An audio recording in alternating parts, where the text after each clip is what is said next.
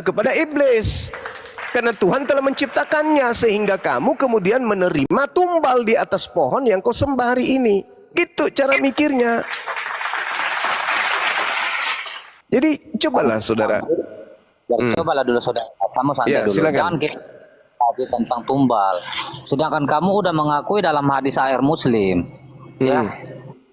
Kamu sendiri udah mengakui orang Nasrani dengan orang Yahudi sebagai tumbal kamu. Kamu jangan kayak gitu. Memang betul. Orang-orang dengarkan. Allah menciptakan sabar. Allah menciptakan manusia itu include dengan surga, include dengan neraka. Kamu punya sisi surga.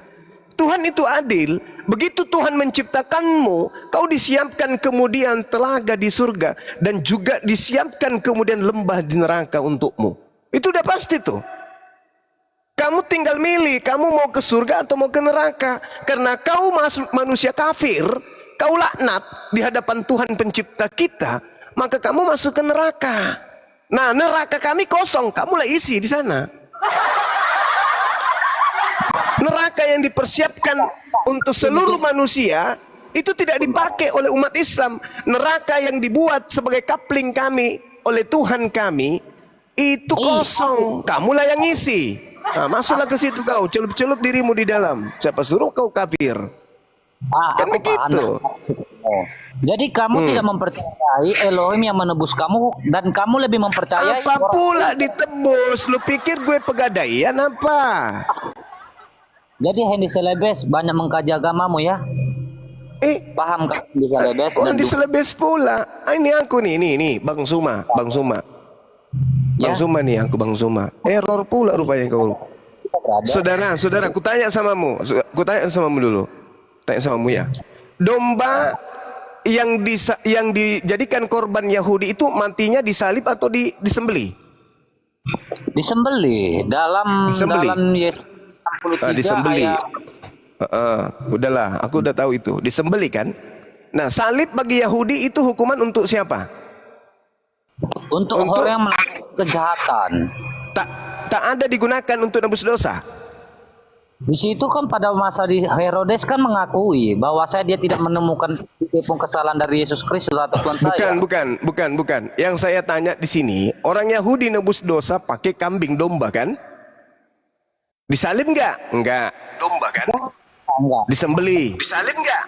Disembelih, benar. Bagi Yahudi orang yang disalib itu orang apa bagi Yahudi? Bagi kamu sendiri, agama Islam sendiri gimana masa orang Yahudi? Jangan dulu, karena kami tidak ada salib. Kami enggak menyalib orang. Yang saya tanya di agama Yahudi. Agama Yahudi orang yang disalib itu adalah siapa? Orang yang disalib, selamanya orang disalib bagi Yahudi itu orang apa? Orang benar atau orang salah? Ayo. Lanjut aja lah Bang, lanjut. Saya kerja dulu ya. Nanti saya datang ke situ.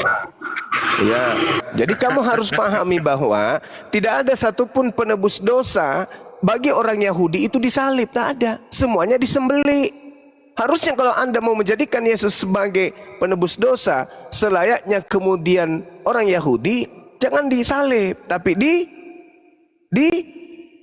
apa? Di apa? Beli dong, Paman. Ya, disembelih.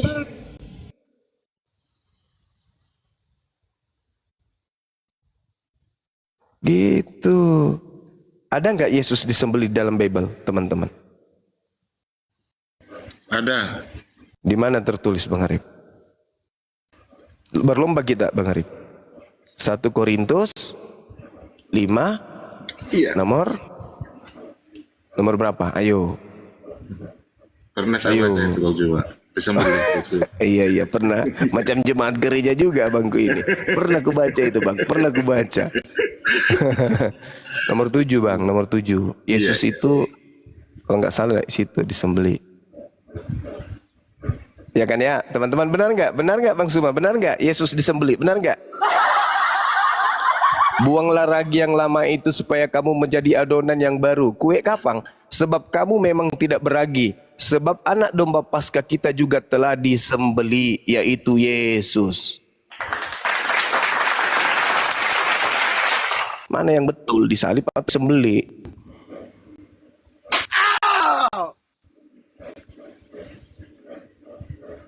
Ayo, jangan ini kawan, jangan, nggak usah kita nyerang-nyerang pribadi. Kita bukan nenek-nenek, emak-emak di sini, nggak usah. Kita di sini adalah orang yang berdedikasi dan memiliki kemudian loyalitas terhadap agama kita. Maka yang kita harus kedepankan itu adalah ilmu. Itu ajanya. Insya Allah. Ilmu yang kita harus kedepankan. Kalau mau menang-menangan, Islam sudah menang, itu udah pasti. Jadi tujuan kita sekarang ini bukan masalah menang kalah. Yang kita mau paparkan di sini adalah masalah kebenaran. Jangan kalian emosi, jangan jengkel, jangan kesal. Bang Rahman, jangan kesal, jangan emosi. Duduk pelan-pelan, terima apa yang kita sampaikan, telaah dengan baik-baik. Nanti kalau misalnya tidak setuju, sampaikan, Bang Suma keliru bang. Yang kami paham ini seperti ini, seperti ini. Nah ketika ada kata paham, baru juga saya ngerti, oh ternyata Kristen juga pakai akal juga karena ada kata paham. Karena paham itu adalah entasan dari cara kerja otak.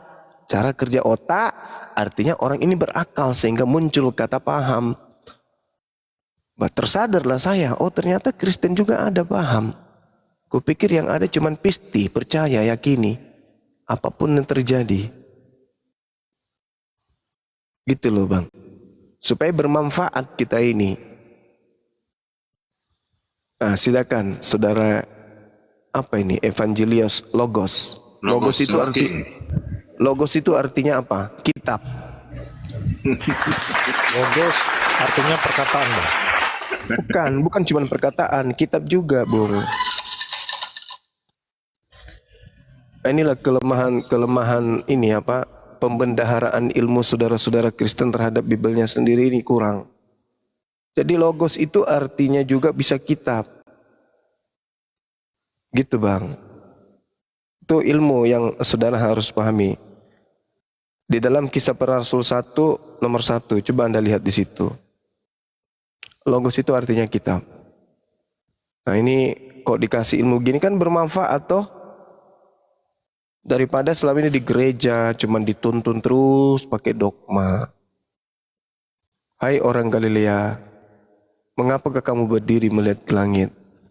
Di Kisah Para Rasul satunya nomor 1 ya teman-teman. Itu bukan logos saja. Di situ ada kata buku. Makanya kan? harus Buku, dipahami juga bang, logos itu dalam konteks kekristenan. Itu Iya. artinya firman Allah gitu. Tapi artinya juga buku bang, bukan cuman firman, buku juga. Ya makanya kan dilihat konteksnya bang. Kalau kita lihat di konteks di luar kekristenan, logos itu berasal dari bahasa Yunani. Nah maka dari itulah kemudian, Logos artinya ucapan, Masya pikiran, Allah, Bang Rahmat. atau akal budi. Nah itu arti logos begitu. Ya, maka dari itulah saudara, buyarlah kemudian kalau yang dikatakan logos itu adalah manusia.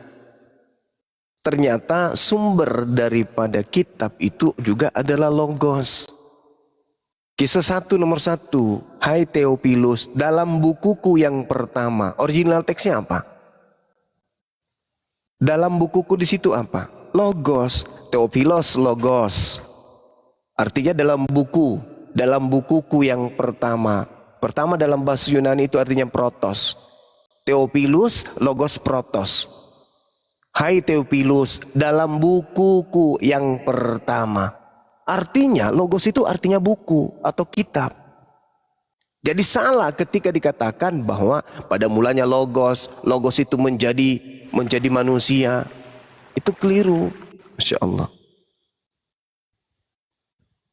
Begitu saudara ya.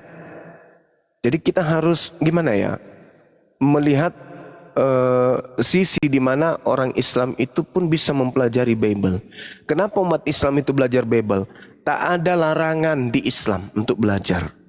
Malah Islam itu diajarkan ikra, baca, belajarin. Nah, kebenaran di dalam Kristen tak ada larangan juga untuk orang di luar Kristen membaca Bible. Malah diperintahkan bukan? beritakanlah Injil kepada seluruh makhluk. Nah, yang Anda katakan Injil itu Bible. Maka Bible ketika datang Anda beritakan, kami kaji, kami terima. Tunggu ya bang, kami kaji dulu ya. Nah, setelah kami kaji, rupa-rupanya kami lebih paham. Kenapa lebih paham? Sederhana. Standarisasi Islam dalam memahami Bible, akal. Standarisasi Kristen dalam menerima Bible, dogma. Sesuatu yang sudah menjadi ketetapan, ketentuan, tidak boleh dibantah. Salah tidaknya percaya saja, itu dogma.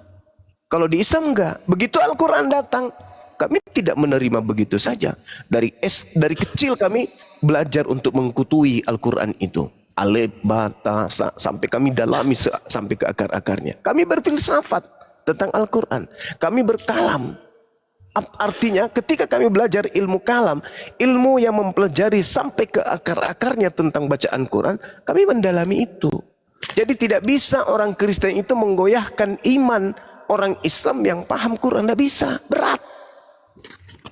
Karena itu sudah tertancap dari sejak kami kecil. Kenapa? Karena Islam itu sangat familiar, mendarah daging dengan kitabnya sendiri.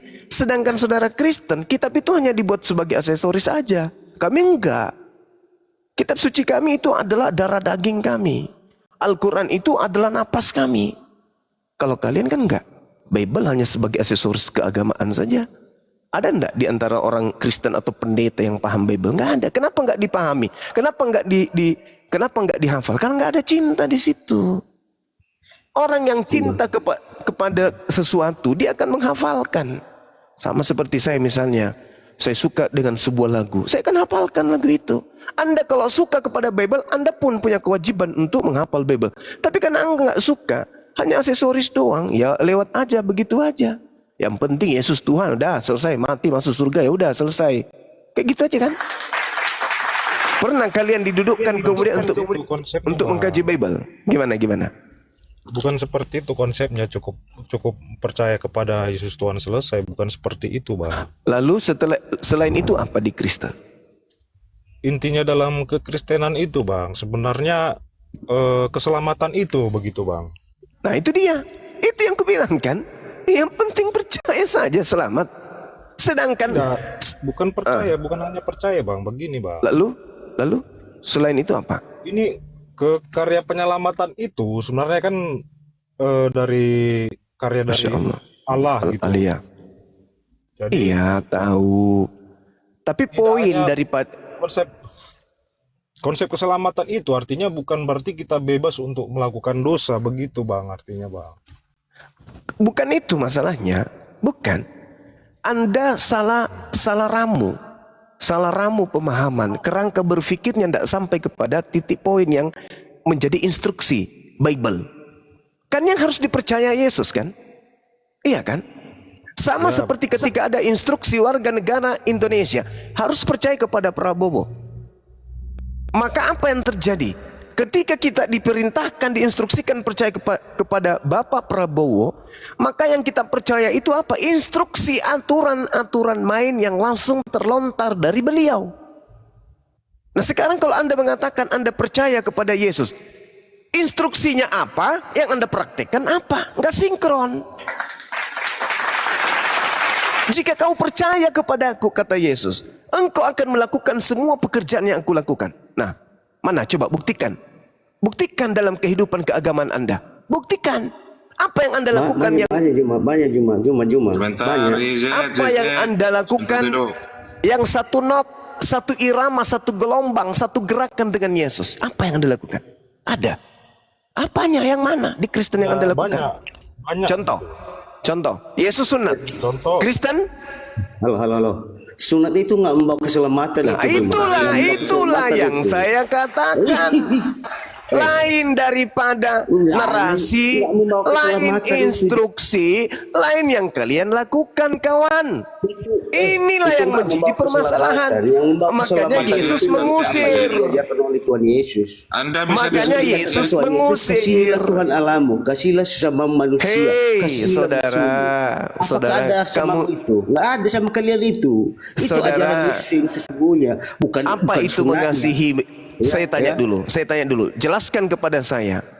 item-item mengasihi Tuhan itu apa praktiknya? Silakan. Jawab dengan tepat. Itu kita menaati segala firman itu Menaati. Oke, menaati. Sekarang perintah Tuhan itu tersimpan di dalam perjanjian lama atau tersimpan di dalam perjanjian baru? Perintah Tuhan.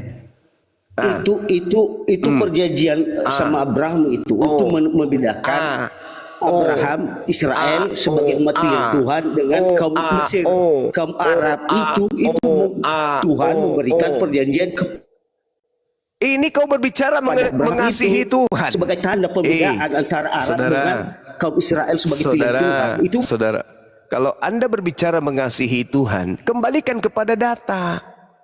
Item-item mengasihi Tuhan itu apa? Melakukan segala perintah Tuhan. Perintah Tuhan itu tertuang di mana? Di Taurat kan? Bukan di perjanjian baru.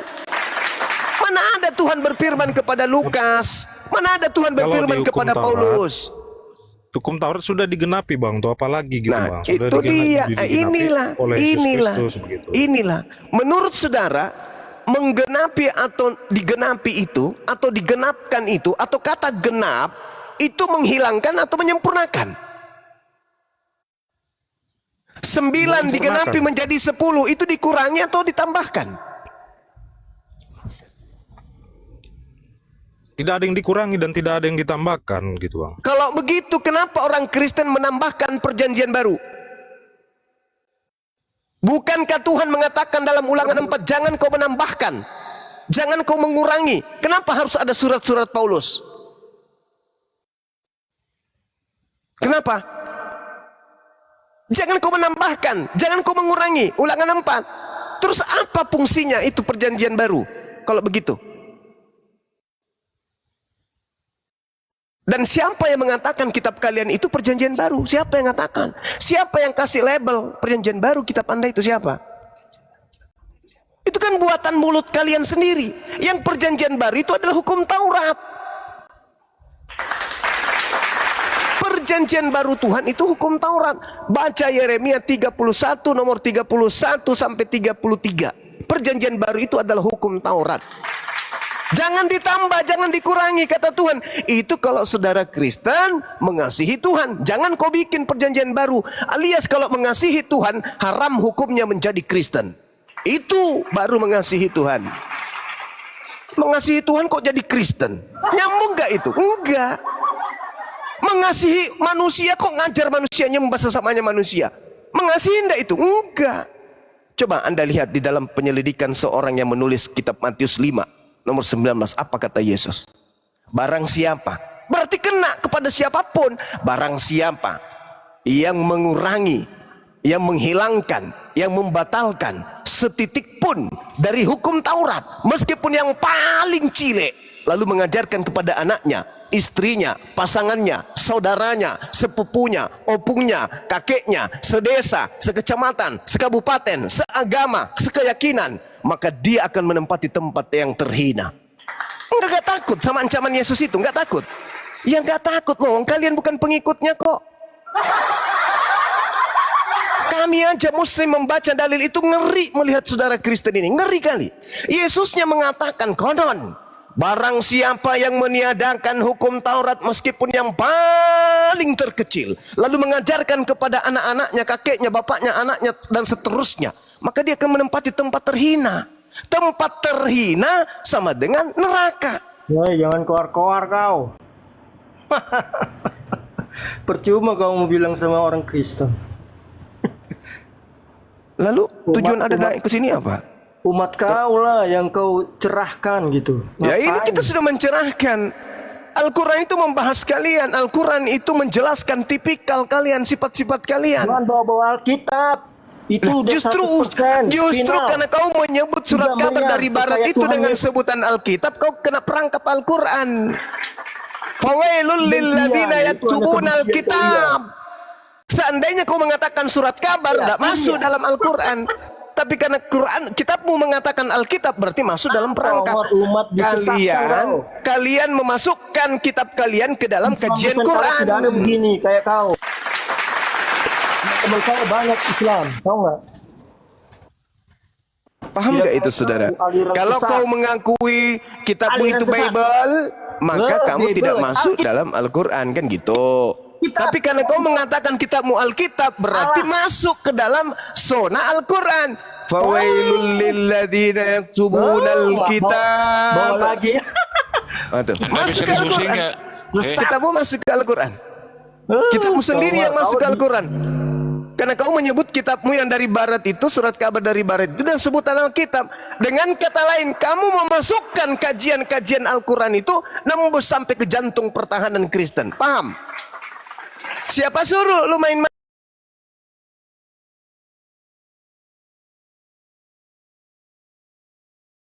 ke Al-Quran datang menyemes kepala kalian. Tendangan putar tanpa bayangan. Itu dari Quran tuh. Fawailul lilladzina yaktubuna al-kitaba biaidihim thumma yaquluna hadza min indillah liyashtaru bihi thamanan qalila. Coba Anda menyebutkan tabablia atau biblos atau biblika, enggak masuk di sini. Celakalah orang yang menuliskan sebuah Alkitab dengan tangannya sendiri. Tuh, kena kau kan? Jadi kalau Anda tidak ingin dibahas kitabnya, jangan lagi menyebutnya Alkitab. Karena Al-Quran menyebut kata Alkitab, sementara original teks kitabmu itu tidak ada kata Alkitab. Siapa suruh? Masih mau kau datang besok? Ayolah saudara-saudara Kristen, hadirkan pendeta-pendeta kalian tuh, yang kalian setiap bulan bayar 10%. Hadirkan di sini. Bang Suma bisa mengikuti irama mereka berdiskusi. Silakan. Saya mau bertanya, Bang. Ya, Afi dari Kristen apa Muslim? Iya, saya Kristen, Bang, dari Katolik? Dari kemarin. Dari Katolik ya, Bang. Katolik apa Protestan? Katolik, Bang. Apa yang mau ditanyakan, Vi? Saya begini, Bang. Saya pernah berdiskusi sama teman saya seagama Kristen.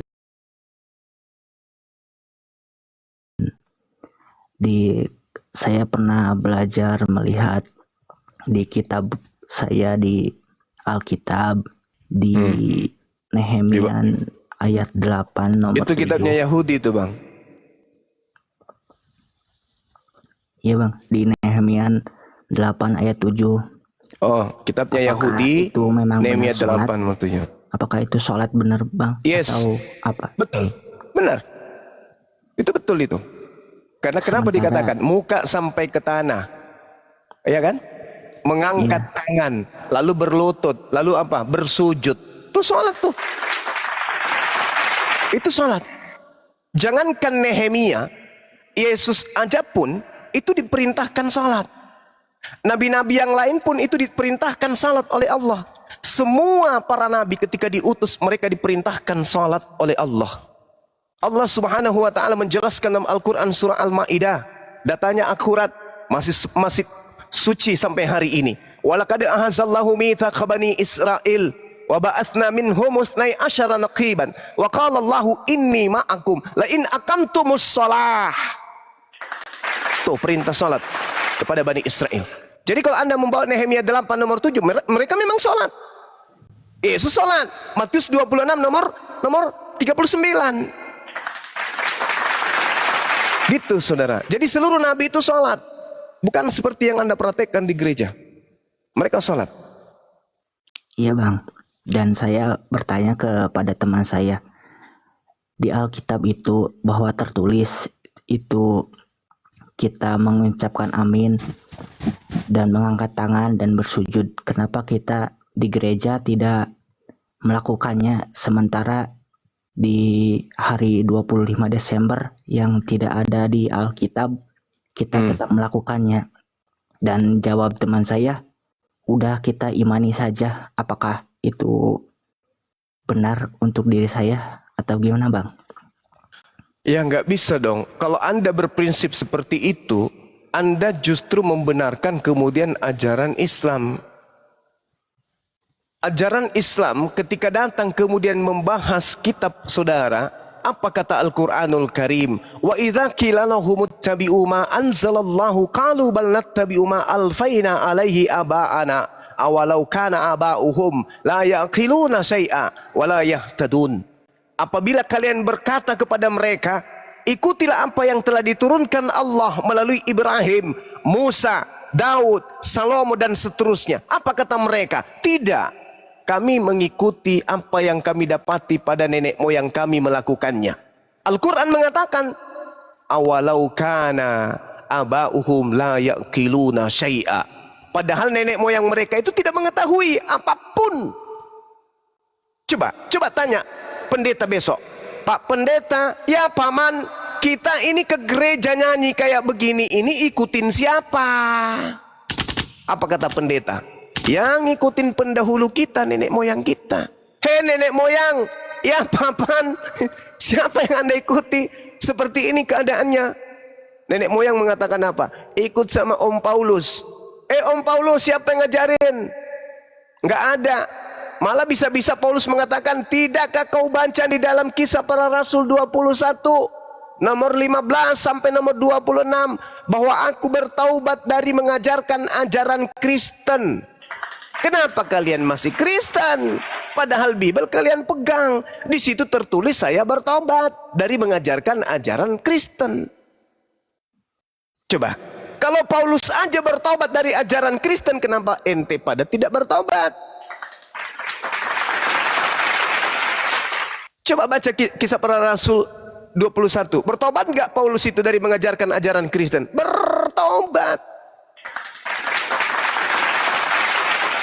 Ayolah saudara-saudara, mari kita belajar menggunakan akal sehat kita, membuka hati untuk belajar. Islam ini datang untuk apa sih? Islam kenapa lebih banyak membahas tentang umat terdahulu daripada membahas Nabi Muhammad sih? Kenapa? Karena Islam datang untuk menyelamatkan kita semua. Cuma saya potong. Apa yang kau potong, Paulus? Bapak dibilang nyanyi itu dari mulut kami. Anda tahu Yahudi bernyanyi, memuji Tuhan dengan bernyanyi. Ya itu syariat mereka, Bung. Mazmur 140. Sabar dulu. Kami sampai sekarang sabar. Kristen itu bernyanyi di gereja. Sabar saudara, sabar.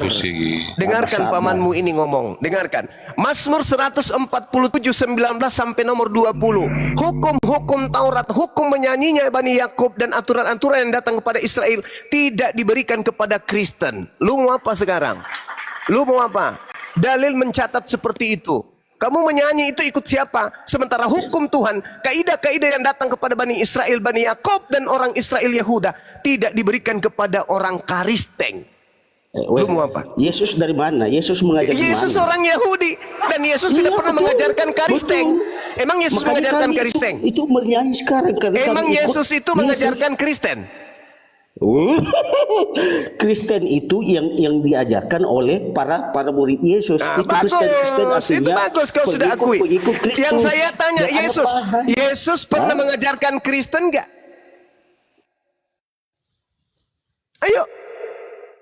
Ayo, tenangkan hatimu. Islam datang untuk menuntun kamu kepada rahmatan lil alamin. Tuhan tidak pernah mendirikan agama. Tuhan tidak pernah mendirikan agama. Minimal kalau Tuhan tidak mendirikan agama, minimal Anda sudah harus mengakui bahwa ternyata agama Kristen itu tidak didirikan oleh Tuhan Anda sendiri. Sejak kapan Tuhan menciptakan agama? Sejak kapan? Berarti Kristen itu ciptaan siapa? Kristen itu ciptaan siapa? Tuhan mendirikan agama. Ya sudah, kalau begitu Kristen itu ciptaan siapa? Otaknya itu otak dipakai. Tuhan tidak pernah mendirikan agama. Tuhan memberikan aturan firman-Nya kepada manusia melalui nabinya. Gantian. Tuhan tidak pernah mendirikan agama. Yesus di dalam Matius 5 nomor 20, jika hidup keagamaanmu tidak lebih baik dari ahli Taurat, kamu tidak bisa masuk ke dalam surga. Tetapi tidak. Hei, Yesus sendiri mengatakan begitu konon. Jika agamamu tidak lebih bagus dari agama Yahudi, kamu tidak bisa masuk surga. Ayo, itu kata Yesus. Lu mau apa? Yahudi di mana? Itu kata Yesus Matius 5 nomor 20, Cak Ayu. Iya, agama maksudnya Iya, apa? itu memberitakan firman Tuhan. Yahudi itu adalah suku. Bukan Tadi Tuhan katanya memberikan agama. Tadi katanya agama tidak Tidak pernah mendirikan diciptakan. agama. Agama itu artinya tidak Tadi kacau. katanya agama Sebuah tidak lembaga untuk memberitakan diciptakan. firman Tuhan. Tadi Yahudi itu katanya adalah suku. agama tidak Yahudi, suku diciptakan. Yahudi, suku Yahudi itu bukan mendirikan agama. Tuhan tidak pernah mendirikan agama. Lalu Kristen ini dari mana? Kristen adalah yang dibentuk oleh para pengikut-pengikut Ya itu Kristus, Yesus dibentuk, Kristus. itu Itulah dibentuk, Kristen. dibentuk oleh Betul. manusia. Berarti agama Kristen itu buatan manusia, betul? Iya, sejak kapan Tuhan mendirikan agama? Sejak Berarti kapan? agama Kristen itu buatan manusia, betul? Sejak kapan Tuhan mendirikan agama? Sejak kapan? Iya, Kasih dalil Berarti mana? agama Kristen itu buatan manusia, betul? Manusia. Sejak kapan Tuhan mendirikan agama? Bukan Tuhan kuclok yang kutanya. Berarti kuclok. agamamu itu buatan manusia, betul? Ya, sejak kapan Tuhan mendirikan agama? Sejak kapan? Balul. Ya sudah, Tuhan tidak pernah mendirikan agama. Berarti Kristen yang dirikan siapa? Paulus. Udah. Itulah security. Nggak usah kau soal. Saya security. Iya, saya securitynya umat Islam. Saya menjaga umat Islam supaya tidak jadi binatang kayak kau. Paham? Jangan sok-sokan kau. Seberapa Gimana hebat kau. lagi? Ini sudah takdir saya menjadi security, menjaga akidah umat Islam dari ronrongan setan kayak kau. Lu mau apa sekarang? Nangis. Agama tidak diciptakan Tuhan. Lah Kristen yang siapa buat? Siapa yang buat Kristen kalau bukan Tuhan? Oh, bukan agama. What? Di dalam Kisah Para Rasul 24 nomor 5, Paulus ini adalah penyakit sampar yang telah menyesatkan orang-orang Yahudi di seluruh dunia beradab, dan dia adalah tokoh dari agama Kristen.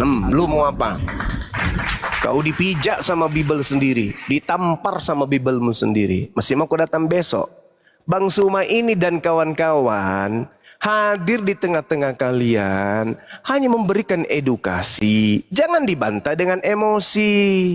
Karena emosi pun kalian tidak akan pernah bisa mampu mengalahkan keadaan di komal. Tinggal dipijak, keluarkan, ting, keluarlah Anda ke bawah. Jadi nggak usah emosi. Bertanya, diskusi kita baik-baik gitu. Jangan, kasihan si Dosma nanti. Melapor sana sini, ujung-ujungnya celana dalamnya yang robek. Kasihan dia nanti jadi pengawas, jadi bampol. Ya, bikin piti-piti dengan Kristen pakai hijab. Nyebut-nyebut Yesus, memuja-muja Yesus pakai jilbab Islam dia. Jangan, kasihan si Dosma. Ya, sibuk lapor sana sini, enggak tahu masalah apapun dilapornya. Bang Suma yang dijebak supaya Bang Suma kemudian menggunakan baju yang ada tulisan Bible. Bang Suma tolak, Bang Suma yang dilampor. Nah, itulah, entah di mana sekolah itu si Dosma. Orang yang dijebak untuk melakukan maksiat dalam hukum agamanya, justru dia yang dilaporkan. Hukum di mana dia belajar? Jangan-jangan dia lulusan ini, kampungnya Bang Handi. Di mana Bang Handi? Kampungnya Bang Handi? Bang Handi? Belajar hukum di mana si Dosma itu? Ya, di Burundi. Di Burundi dia belajar.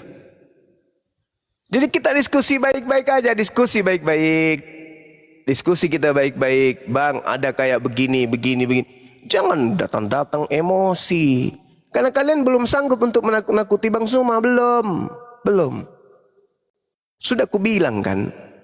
Ya, saya ini teman-teman beladiri nih, masih ingat kan slogan saya ketika saya mengajar atau saya sementara di kader pada saat di perguruan? Apa kata saya? Belum ada di antara manusia-manusia yang hadir di sini yang bisa mengalahkan saya bertarung fisik. Itu dulu. Sekarang belum ada manusia-manusia yang bisa mengalahkan saya bertarung logika di sini terkait dengan agama. Orang Kristen khususnya. Belum. Ya, jadi bukan sombong, enggak. Cuman marilah kita belajar. Mari kita belajar. Pelan-pelan kita belajar. Kalau perlu Dosma ajak ke sini biar ku tatar tentang Bible dia. Ku ajarin Bible. Jangan cuma sibuk goyang sana, goyang sini. Memalukan. Laki kok kayak gemulai kali.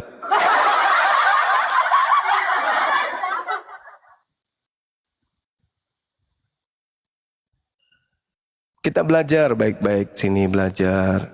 Ya kan ya? Kita belajar membahas tentang Quran boleh, silakan. Tanya tentang Al-Quran silakan. Kalau saya bisa jawab, saya akan jawab. Kalau saya tidak sanggup, saya limpahkan ke guru-guru saya. Ada Dinda Tatha di sini, ada Dinda Alif, ada Bang Arif. Nggak takutnya saya Anda tanya tentang Al-Quran. Karena Islam tidak saya wakili sendiri. Islam itu agama kami. Siapapun punya kewajiban menjelaskan. Saya tak sanggup, ada guru saya. Kan begitu. Begitu juga pendeta kalian. Kalian tidak sanggup, suruh pendeta ke sini, pasang badan di sini. Biar kita diskusi. Kenapa Islam Kristen harus diskusi? Ya harus wajib. Karena Kristen adalah agama syiar. Islam juga agama syiar. Kristen diajarkan untuk mengkristenkan orang. Kalau Islam diajarkan menyampaikan Islam ke orang lain. Mana tahu mereka bisa dapat hidayah, tertolong. Gak usah nyerang-nyerang pribadi, satpam lah, tidak buka masker lah. Ngapain yang kayak gitu-gitu? Apa lu pikir tidak ada orang Kristen satpam? Banyak. Anak-anak saya banyak Kristen satpam. Gimana sih? Kan tidak enak kalau aku sebut namanya di sini. Satpam-satpam saya yang beragama Kristen itu banyak. Kalau kau maksa saya, aku sebut nanti namanya di sini. Nggak usah kayak gitu bawa profesi. Satpam itu pekerjaan mulia. Banyak orang jadi tentara karena bapaknya satpam. Banyak orang jadi polisi karena bapaknya satpam. Banyak orang menjadi jenderal, tadinya orang tuanya satpam. Banyak kepala cabang kantor-kantor BUMN yang tadinya satpam. Saya terangkat pertama kali di Bank BTN Syariah. Asal Anda tahu. Kepala cabang pertama di Makassar BTN Syariah itu mantan penjaga malam. Paham kau? Satpam yang tugasnya dinas malam. Jadi jangan profesi. Paulus apa pula pekerjaannya Paulus? Hei, Paulus pekerjaannya apa rupanya? Sebelum dia menjadi pendiri agamamu. Paulus itu kerja apa rupanya? Profesor dia. Apa? Branch manager. Direktur dia, direktur. Paulus itu. Apa dia? Kepala koperasi simpan pinjam kah atau apa jabatan Paulus itu sebelum dia jadi rasulmu? Kau hina kali satpam itu. Mau tahu nggak di Indonesia ini ada jutaan satpam? Nanti kau dikeroyok satpam mati kau. Kau bawa satpam. Oh satpam. Kenapa satpam itu? Belum tentu juga kau lulus. Kalau kau daftar satpam, sudahlah kakimu bentuk 8, bibirmu monyong, gigimu lubang-lubang di mana-mana, matamu juling, gigimu nggak pernah kau sikat sejak kau lahir. Terima satpam mana bisa? Satpam masuk satpam itu sama sulitnya daftar polisi, kau tahu? Kau bawa satpam, kau bawa profesinya orang. Nanti kalau kau lihat saya kerja, saya pakai baju cleaning service. Saya kadang menggunakan pakaian driver. Saya kadang menggunakan seragam satpam. Saya kadang menggunakan seragam manajer. Saya kadang menggunakan seragam staf biasa. Gila nanti kau. Saya ini jabatannya area manajer yang membidangi tentang SDM, tenaga ahli daya di BUMN. Gila nanti kau.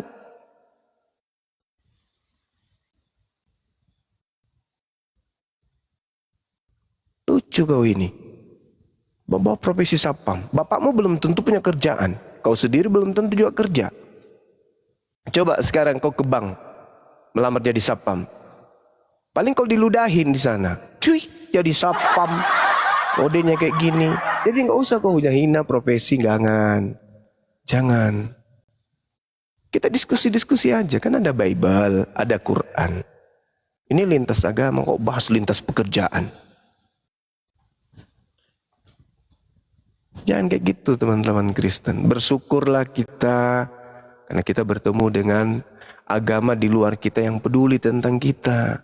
Hindu ada nggak peduli dengan kalian? Nggak ada kan? Buddha ada nggak peduli? Nggak ada. Cuman Islam yang peduli dengan kalian. Ketika kalian mengatakan Nabi yang datang di tengah-tengah Bani Israel itu mati terkutuk, Islam datang menasihati. Enggak loh kawan, Nabi yang datang itu enggak mati terkutuk loh. Ini datanya di Bibelmu, di Quran kami juga ada. Harusnya kau berterima kasih loh. Islam begitu perhatian dengan kalian. Hindu ada enggak perhatian dengan kalian? Enggak ada kan? Padahal keyakinan yang kita bawa ke alam kubur itu yang menentukan masa depan kita nanti di kehidupan berikutnya. Orang Hindu nggak peduli sama kalian. Berarti Islam yang begitu peduli, artinya Islam peduli tentang keselamatan kalian. Terlepas Anda mau terima ataupun tidak, mari diskusi.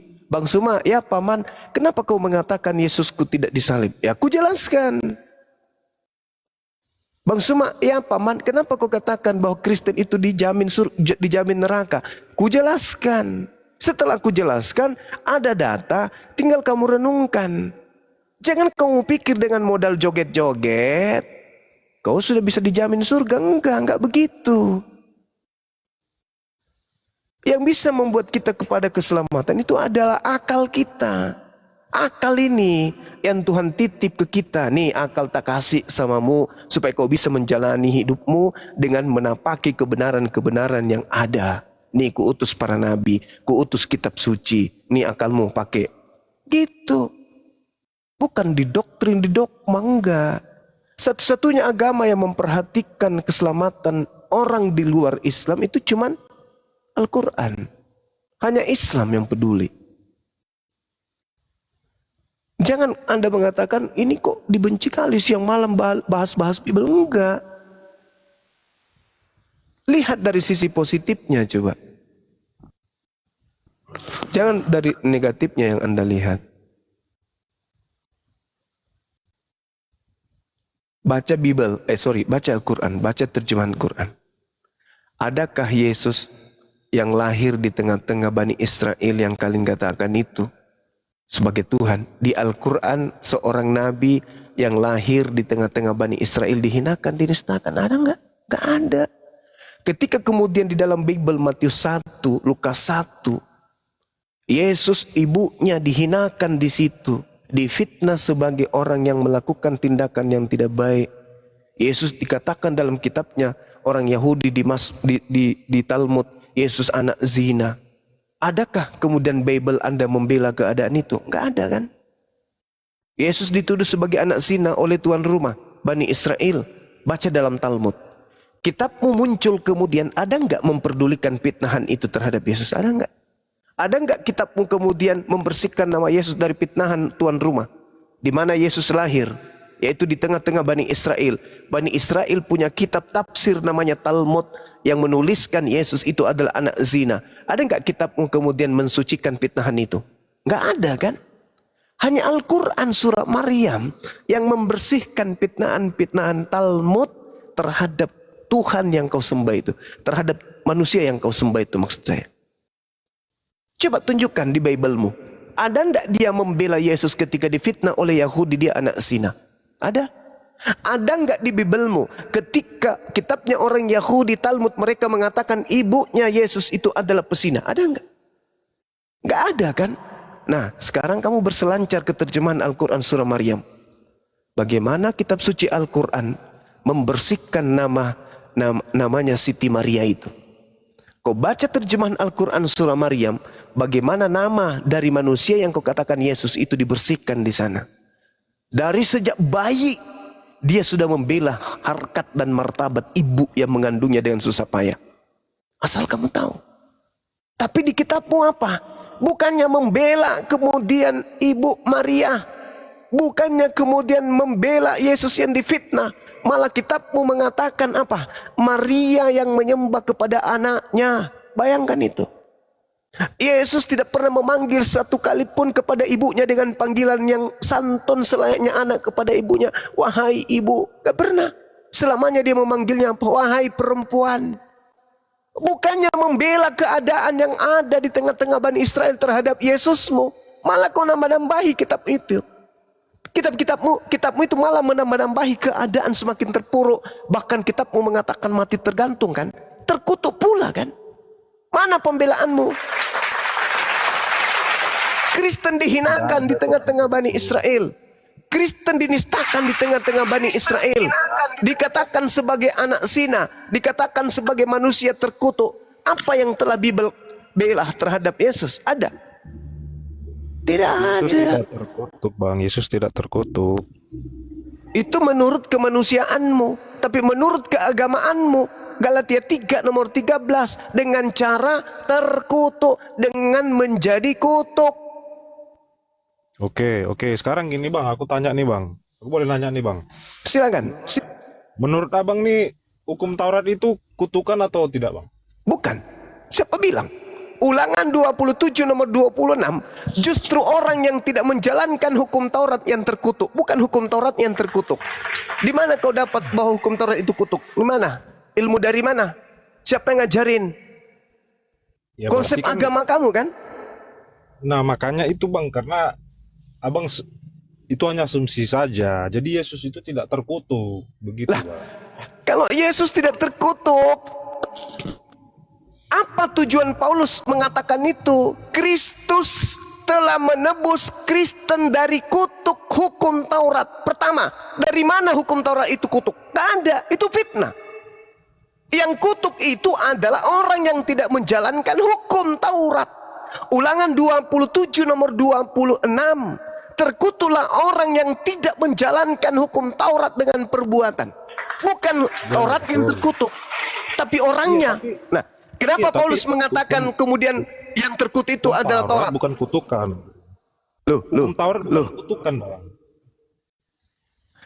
Kristus telah menebus kita dari dari kutuk hukum Taurat. Dengan jalan menjadi apa? Dengan jalan menjadi kutuk. itu Anda jawab. Iya, tapi hukum Taurat itu bukan kutukan, Bang. Gitu. Ya maksud memang saya. betul.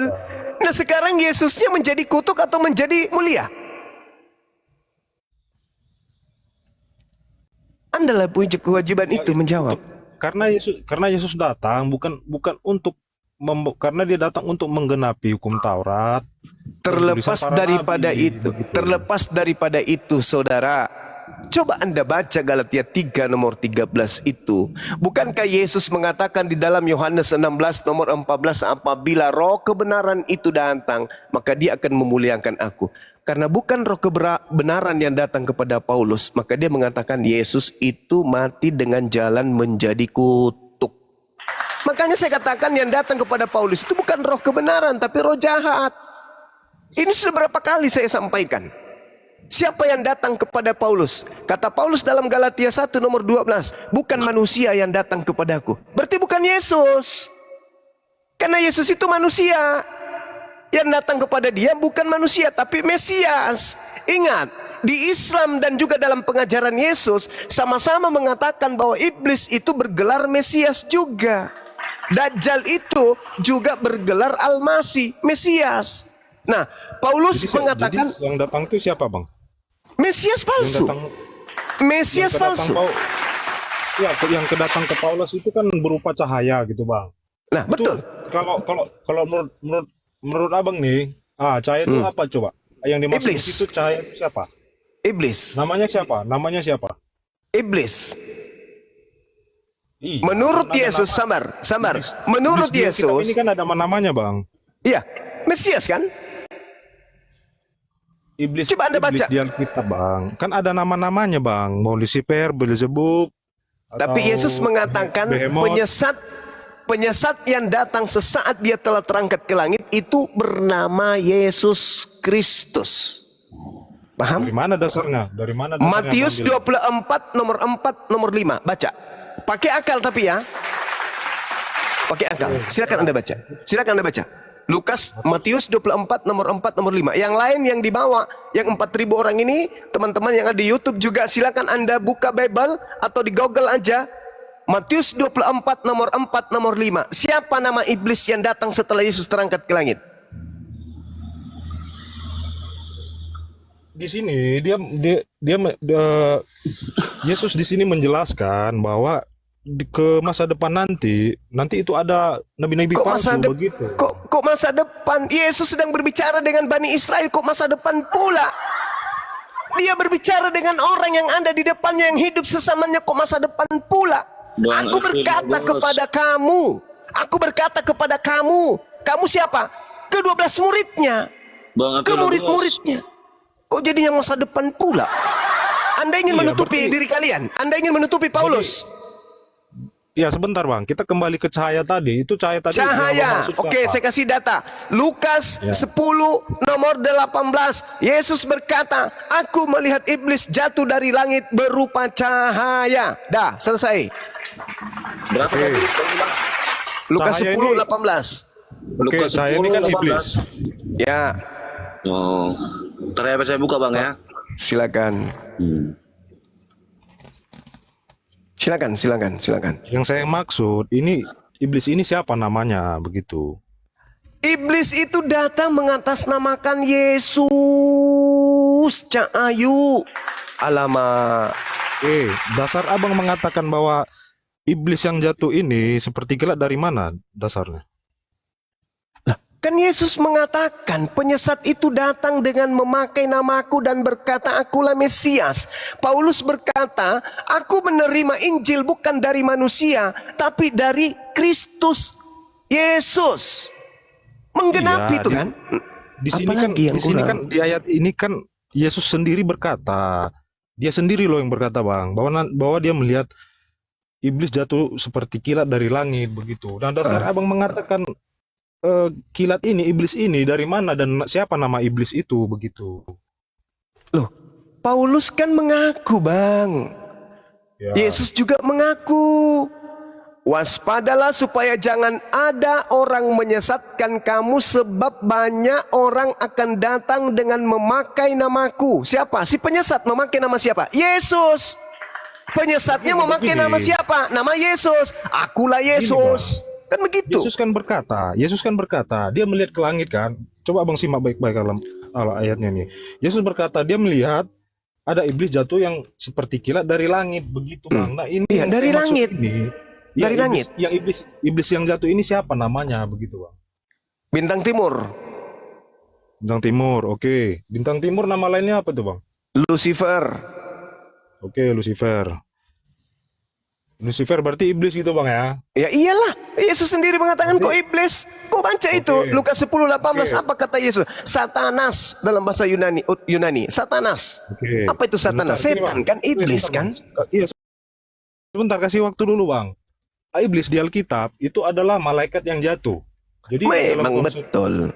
dalam Memang konsep betul. kekristenan iblis itu tidak diciptakan. Iblis itu ada karena Baca Yesaya 45 nomor 7, iblis itu diciptakan Cak Ayu. Saudara ciptaan bang. Saudara Tuhan Logos. Yesus. Saudara Logos. Terus saya tanya, Pencipta. saya tanya. Iya, saya Pencipta tanya dulu, itu Bang. cuma satu, di luar pencipta namanya ciptaan. Siapapun yang bukan pencipta, apapun statusnya, dia adalah ciptaan. Setuju? Pencipta Salah. cuma satu. Itu Pencipta ada pemahaman berapa? Abang. Pencipta Makanya saya ada bilang, berapa? Pencipta ada berapa? Pencipta hanya satu. Nah, iblis pencipta atau ciptaan? Ciptaan. Itu pintar. Udah selesai. Dan sudah pasti ciptaan itu yang dasarnya- menciptakan siapa?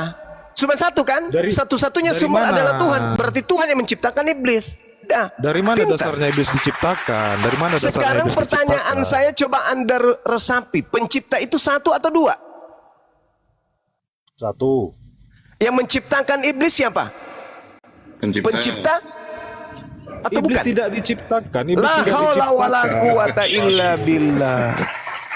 Iblis itu malaikat Subhan. yang berontak, malaikat yang berontak La karena ingin haula menyamakan wala dirinya dengan quwata Allah. illa. Segala sesuatu yang tidak diciptakan dia pencipta. Berarti Anda ingin mengatakan iblis itu pencipta. Yesaya 45 nomor 7 coba Anda baca. Oke, sebentar. Bahaya ini saudaraku ini. Coba Anda baca. Yesaya 45. Nomor 7. Ada Yesaya. Oh, bentar. Di situ ada kata ra. Oke. Ra itu artinya apa? Evil. Evil artinya yang apa? yang menjadikan terang dan menciptakan gelap, yang menjadikan nasib mujur dan menciptakan nasib malang. Akulah Malang- Tuhan yang membuat semuanya ini. Malang dalam Mana bahasa sini? Malang dalam Ya, mana bahasa iblisnya? bahasa Yunani Ibraninya apa? Ngobrol lagi. Di sini tidak ada kata iblis. Mana iblisnya? Tidak ada di sini kata iblis. Ini Yesaya diwahyukan pakai bahasa apa dulu? Ibrani. Ibrani. Ibraninya Malang apa? Oh, saya itu bukan kapasitas saya tidak. Makanya tidak saya mengerti bahasa ajarkan. Ibrani. Makanya saya ajarkan Malang dalam bahasa Ibrani itu ra. Ra itu adalah evil. Evil apa? Evil apa? Evil itu apa? Ini salah. Ini ayat ini bukan menceritakan, bukan berisi tentang penciptaan iblis. Allahu Akbar, Masya Dari Allah. mana jalan iblis diciptakan? Ini sudah sangat jelas-jelas Allah mengatakan di situ bara, penciptaan. Kata bara itu penciptaan, menjadikan yang tadinya tidak ada menjadi ada. Apa sih saudaraku ini? Lembutkan hatimu. Jangan kau pakai imanmu dulu, pakai akalmu dulu. Dialah Tuhan yang Iblis tidak menciptakan. diciptakan. Iblis tidak diciptakan. Bagaimana ceritanya? Iblis itu ada atau tidak ada? Ada. Ada. Tidak diciptakan. Iblis tidak diciptakan, tapi karena iblis itu adalah malaikat yang berontak, malaikat yang- Sekarang saya tanya samamu, ada tidak Ya. di luar daripada Tuhan yang ada dengan sendirinya? Setara dengan Tuhan, ada nggak? Ya nggak ada. Kenapa Anda mengatakan iblis tidak diciptakan? Dengan Anda mengatakan iblis tidak diciptakan, tapi iblis itu ada, berarti Anda menyetarakan iblis dengan Tuhan. La haula wala quwata illa billah. Tuhan Coba itu, abang saudara, coba buka Wahyu. saudara, sebat dulu. Tuhan itu berkuasa atas segala sesuatu, berkuasa atas setan, berkuasa atas malaikat, berkuasa atas semua ciptaannya. Jangan Anda berpikir kalau ada setan, ada menyetarai Tuhan. Tidak. Setan itu makhluk yang tak ada artinya sama sekali dibandingkan Tuhan. Tuhan menciptakan kebaikan, keburukan, kejahatan, semua Tuhan ciptakan. Di bawah kendali Tuhan. Iblis itu hanya sampah di hadapan Tuhan. Jangan kau mau melebih-lebihkan iblis. Oh, iblis kalau nanti diciptakan seakan-akan enggak. Justru Di kalau mana Anda kata mengatakan iblis di situ? Di situ tidak ada kata iblis. quwata illa billah. Yes. Di Yesaya itu tidak ada kata iblis di situ, Bang. Tidak ada kata iblis di Yesaya itu. Karena Anda menggunakan bahasa Indonesia. Oke? Coba terjemahannya Anda memang ya. Sekarang yang mana yang betul? Terjemahannya atau bahasa aslinya? ini kan sudah diterjemahkan. Ya kan saya pakai Alkitab yang sudah diterjemahkan oleh LAI. Ya ini Tapi ya saya pakai kemudian begitu. tidak bisa terbodohi dengan itu. Saya harus sumbernya. Abang data-datanya ada nggak? Coba aja buka di Alkitab Sabda. Buka di Alkitab Sabda.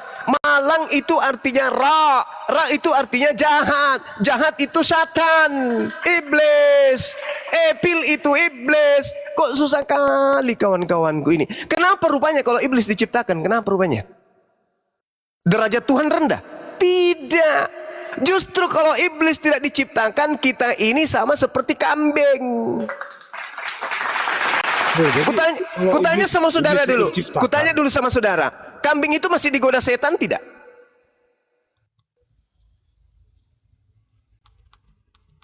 Ya tidaklah. Tidak. Makanya kambing tidak pakai baju, tidak pakai celana, santai aja dia.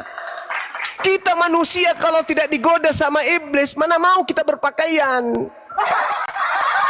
Adam, telanjang dia Adam itu.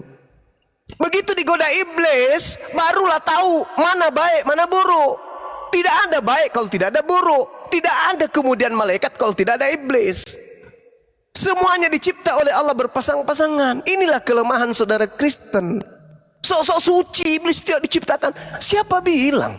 Segala sesuatu, iblis ke, setan ke, popo, pararang, padale, bom-bom, semuanya diciptakan oleh Tuhan. Di situ tidak di ada bawah, kata iblis. Di situ la tidak ada haula kata wala iblis. quwata illa billah. Saya tidak bisa berdiskusi dengan orang yang tidak punya otak. Paham? Saya katakan di terjemahannya memang tidak ada kata iblis. Karena ada cakupan yang kemudian digaungkan ke seluruh dunia oleh agama Kristen, menghilangkan original teks untuk